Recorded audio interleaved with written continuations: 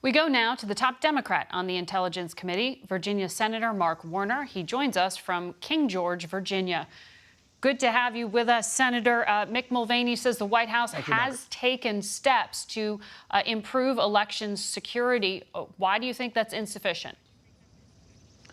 Well, respectfully, I disagree with Mick. We did do a better job in 2018, but don't take my word for it. Take Special Prosecutor Mueller, who said the Russians are attacking us literally every day. Take the president's own FBI director, Chris Wray.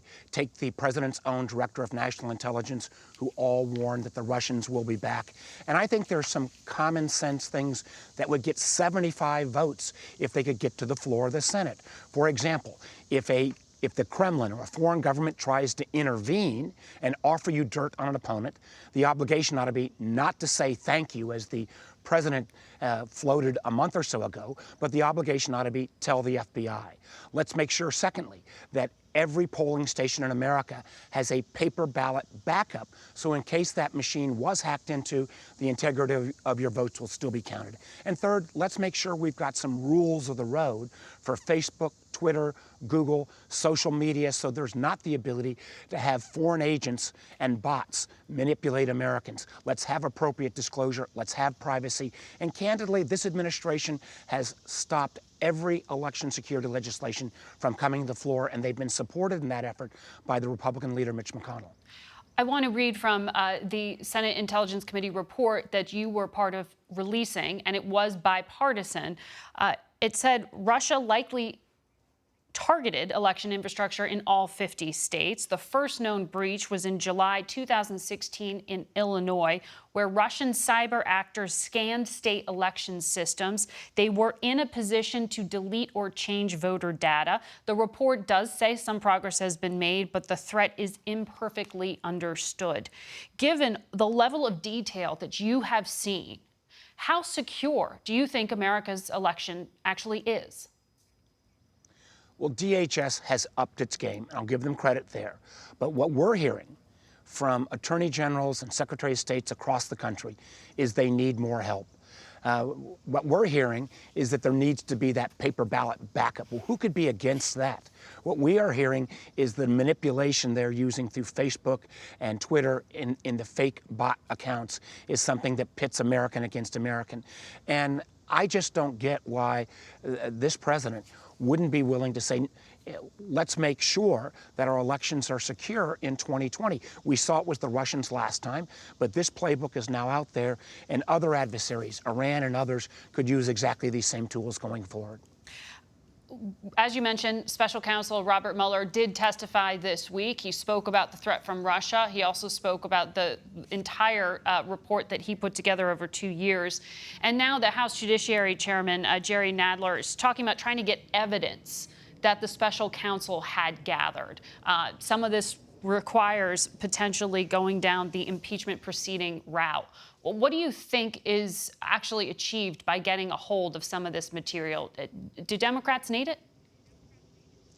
Well, I think the Speaker Pelosi has actually managed this pretty well. I'm less focused on relitigating 2016, more focused on trying to make sure our elections are safe in 2020. But one of the things and I'm very proud of the fact that the Senate Intelligence Committee is the only bipartisan entity 2.5 years later that is hung together, continues our investigation.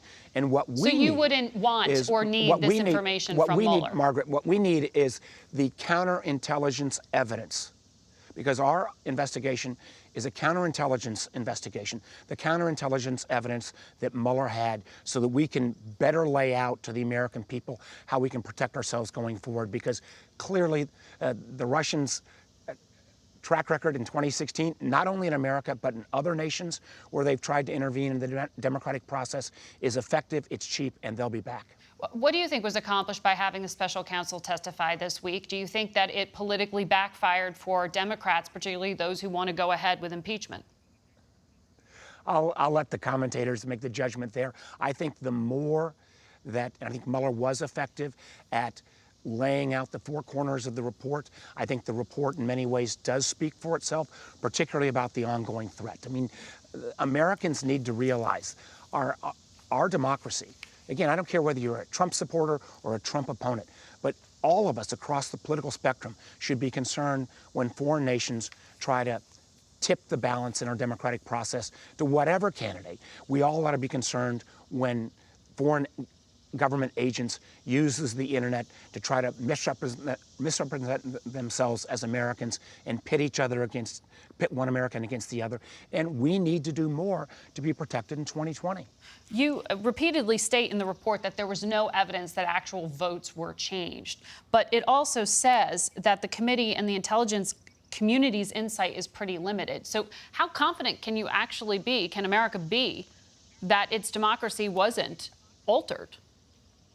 Well, I think what the Russians did in 2016 was they were basically trying to, jiggle the windows or try to open the doors, and they found when they went into our voting systems that we were horribly unprotected. And in many ways, I think we were lucky that they didn't take advantage of some of the opportunities that we pointed out in our report. I don't think we can count on ourselves being lucky again in 2020.